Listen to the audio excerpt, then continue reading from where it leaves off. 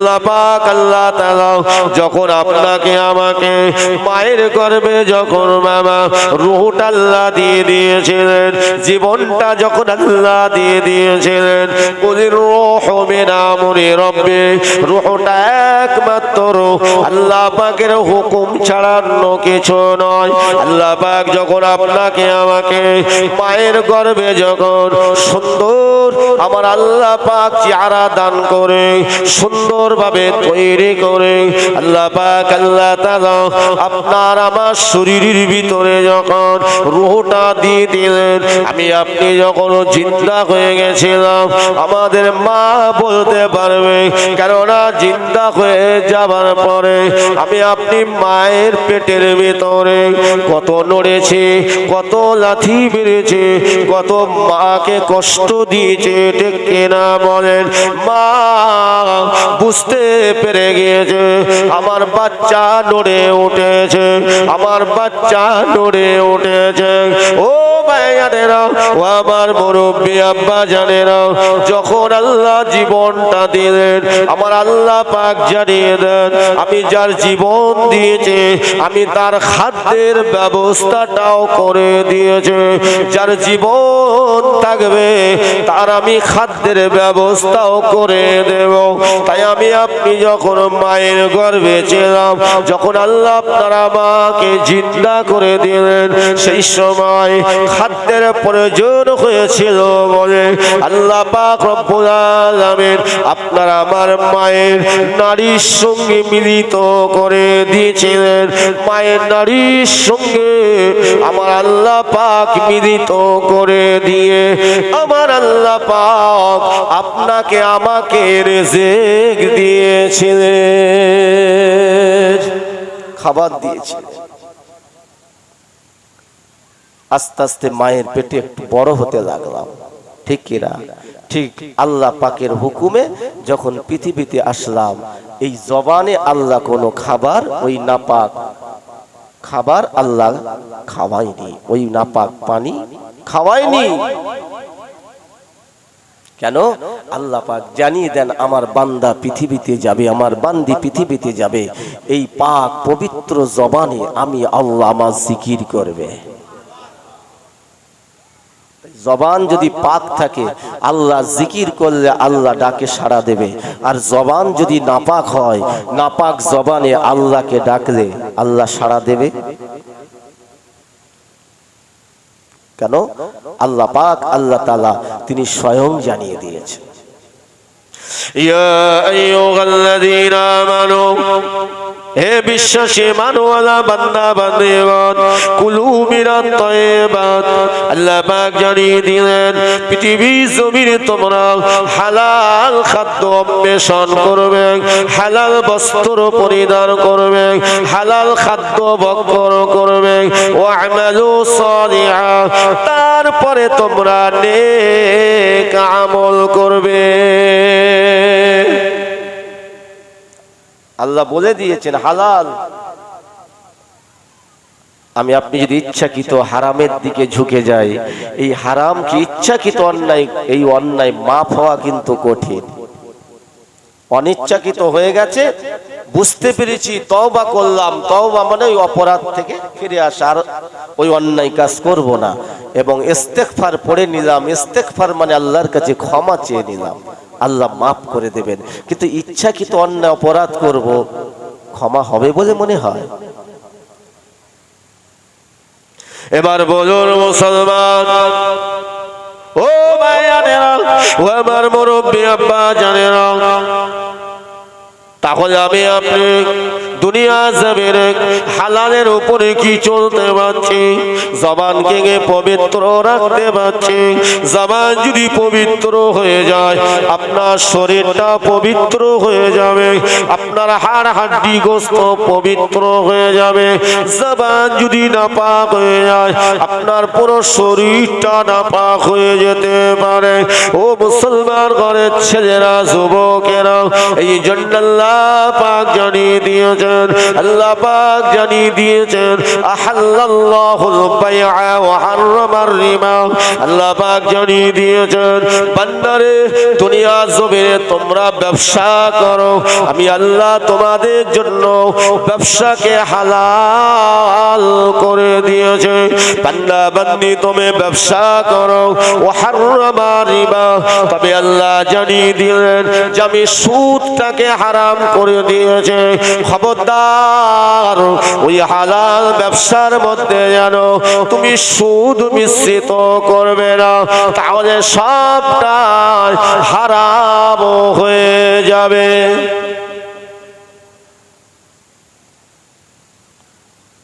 এবারে সুদের অনেক নাম হয়ে গেছে, ঠিক না ভুল?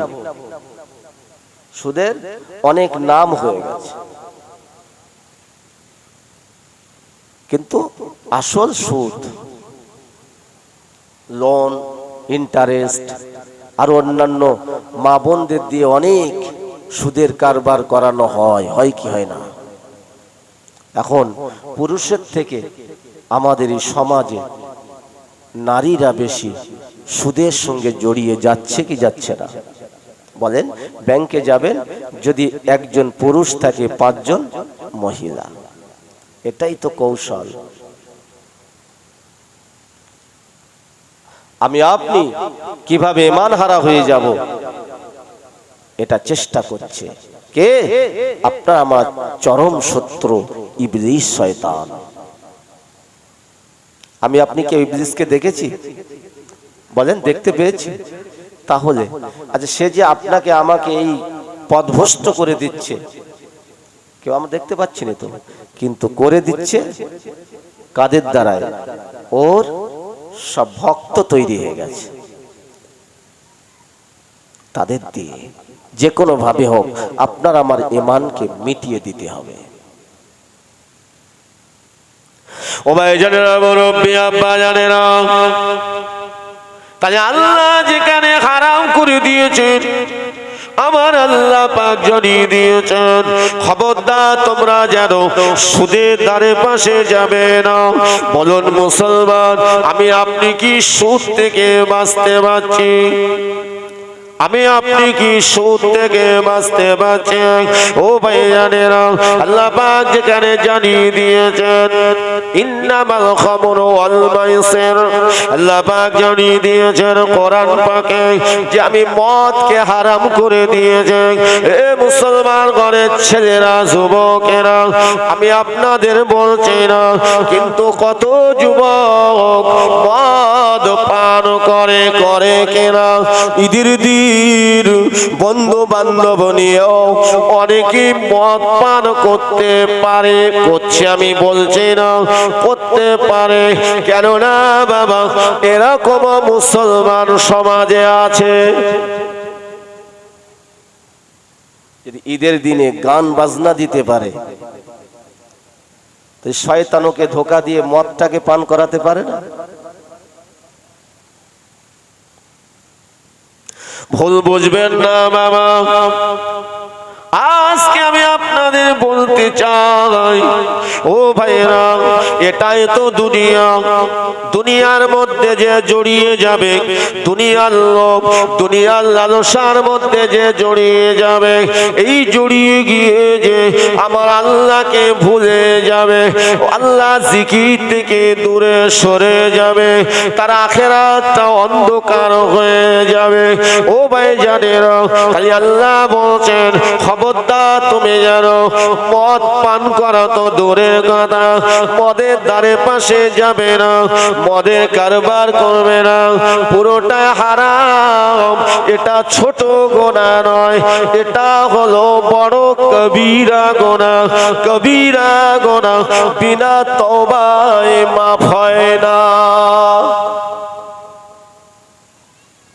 ওই অবস্থাতে যদি মারা যায়, ওর মৃত্যুটা ভালো হবে বলে মনে হয়?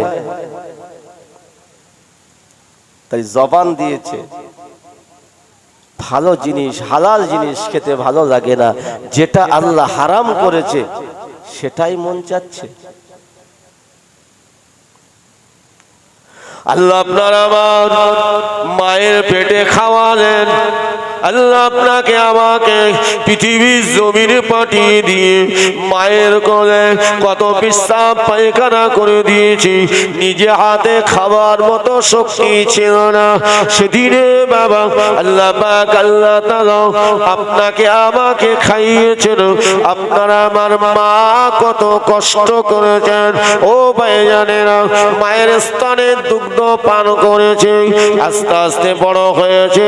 আল্লাহ পাক আল্লাহ তাআলা মোটা খাদ্য খাওয়াতে লাগেন। আল্লাহ পাক আল্লাহ তাআলা যদি এতটা আপনাকে আমার আল্লাহ পাক যদি খাওয়াতে পারেন, মুসলমান বলুন যে আল্লাহ আপনার আমার আল্লাহ পাক শক্তি দান করেছেন, ভালো মন্দ বিচার করার শক্তি দান করেছেন, চলাফেরার শক্তি দান করেছেন, কোনটা ভালো কোনটা মন্দ এ শক্তি আল্লাহ দান করেছেন। শুধু তাই নয়, আল্লাহ আপনার আমার হিকমত দান করেছেন, আল্লাহ পাক জ্ঞান দান করেছেন। এই জ্ঞান অর্জন করে ভালো আল্লাহ পাক আপনার আমার এত সুন্দর তৈরি করেও শরীরে শক্তি পেয়ে জ্ঞান বুদ্ধি পেয়ে আমি আপনি কিভাবে বিবেক খারাপ হয়ে যায়, আল্লাহর বিরুদ্ধে কিভাবে চলতে পারে। তাই আল্লাহ পাক বলেন যে বান্দা যে বান্দি আমাকে অস্বীকার করলো, যে বান্দা যে বান্দি আমার বিরুদ্ধে চললো, যে বান্দা যে বান্দি আমার দুনিয়া পেয়ে আমি আল্লাহ আমাকে চিনতে পারলো না, আল্লাহ পাক রব্বুল আলামিন বলেন কঠিন দিনে আমি আল্লাহ তাকে চিনব না, আমি আল্লাহ তাকে চিনব না। আজকে আমি আপনি নিয়ত করব জীবন চলে গেলেও এই জবানে হারাম খাদ্য ঢোকাবো না। আল্লাহ তারপরে কি বলছেন, ওয়াল মাইসির, আল্লাহ বলছেন আমি জুয়াকে হারাম করেছি, ওয়াল আনসাব ওয়াল আজলামু রিজসুম মিন আমালিশ শাইতান, এগুলো শয়তানের কাজ। তাই আল্লাহ জুয়াকে হারাম করেছেন। তাই লটারির টিকিটটা জুয়া না অন্য কিছু বলেন?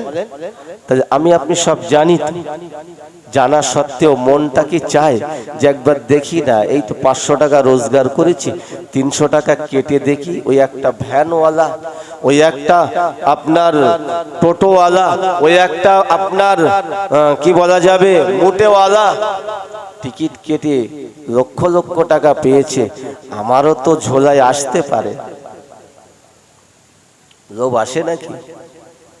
মোড়ে মোড়ে মোড়ে মোড়ে অফার চলছে কি চলছে না? যদি মন টানে ওই দিকে, তাহলে ভাবতে হবে আল্লাহর উপরে ভরসা নেই, আমি আপনি দুর্বল ঈমানদার। যদি ঈমান থাকে, কিন্তু ঈমান আপনার আমার যখন তখন চলে যেতে পারে। তাই ঈমানকে মজবুত করতে গেলে আপনাকে আমাকে ওই লটারির টিকিট কাটা থেকে তওবা করতে হবে। হুজুর যাই বলেন না কেন, আমার যেটা কাজ আমি করে যাব। আপনার কথা আপনি বলেন, আমার কাজ আমি করব। আমার ভাইজানেরা, তাই আমি আপনাদের বলতে চাই, এই দুনিয়া থেকে আমি আপনি সকলে চলে যাব, কিন্তু এই দুনিয়াটা কিন্তু গোলক ধাঁধার জায়গা। এখানে কিন্তু আপনার আমার ঈমানকে লুটিয়ে নেওয়ার চেষ্টা করছে একদল। খবরদার, এই জন্য আপনার আগে জবানকে ঠিক রাখতে হবে এবং সত্য কথা বলতে হবে। কি বলতে হবে? সত্য কথা। আর সত্যবাদীদের দলভুক্ত হতে হবে। কিন্তু সমাজে সত্যবাদীর সংখ্যা বেশি না মিথ্যাবাদীর সংখ্যা বেশি? নিজের একটু চিন্তা করেন, আমি বলবো না। যেখানে আল্লাহ কোরআন পাকে বলেছেন, ইয়া আইয়ুহাল্লাযীনা আমানু হে বিশ্বাসী বান্দা বান্দীগণ, আমি আল্লাহ পাক জানিয়ে দিলাম কুনু মা'আস সাদিকিন, তোমরা সত্যবাদী হয়ে যাও, সত্যবাদীদের দলভুক্ত হয়ে যাও, ঈমানওয়ালাদের দলভুক্ত হয়ে যাও। ও ভাইজানেরা, মুরব্বি আব্বা জানেরা, তাই আমি আপনাদের বলতে চাই, তাই আমরা এই পৃথিবীর জমিনে আল্লাহর কোরআনকে আঁকড়ে ধরবো, নবীর আদর্শকে আঁকড়ে ধরবো। যারা আল্লাহর কোরআনের উপরে চলেছিলেন, নবীর আদর্শ সুন্নাতের উপরে চলেছিলেন, আমার আল্লাহ তানাদেরকে কবুল করে নিয়েছেন। তাই আমার নবী পাকের সব থেকে প্রিয় উম্মত জানারা, তানারা অন্যকে হন, তানারা হলেন আল্লাহ নবীর প্রাণ প্রিয় সাহাবী গণেরা।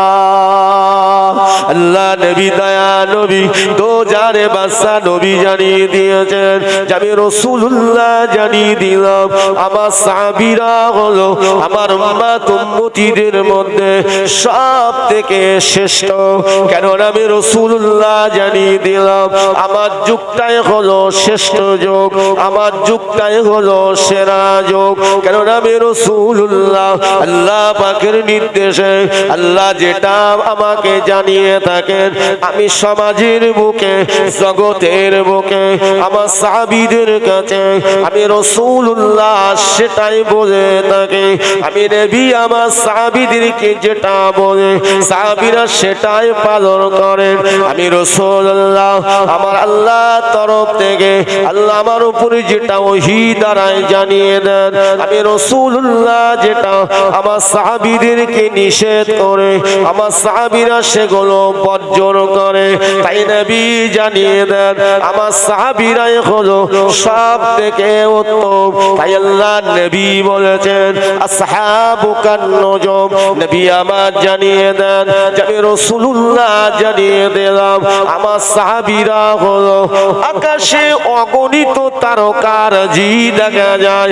আমার রাসূল আমার নবী জানিয়ে দেন আমার সাহাবীর একটি সাহাবী হলো আকাশের তারকা নক্ষত্রের ন্যায়।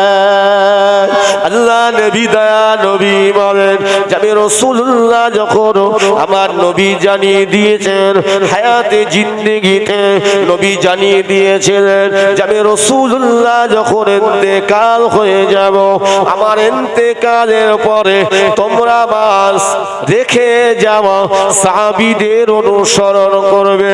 আমার সাহাবীদের অনুসরণ করলে আমি রাসূলুল্লাহ অনুসরণ করা হয়ে যাবে।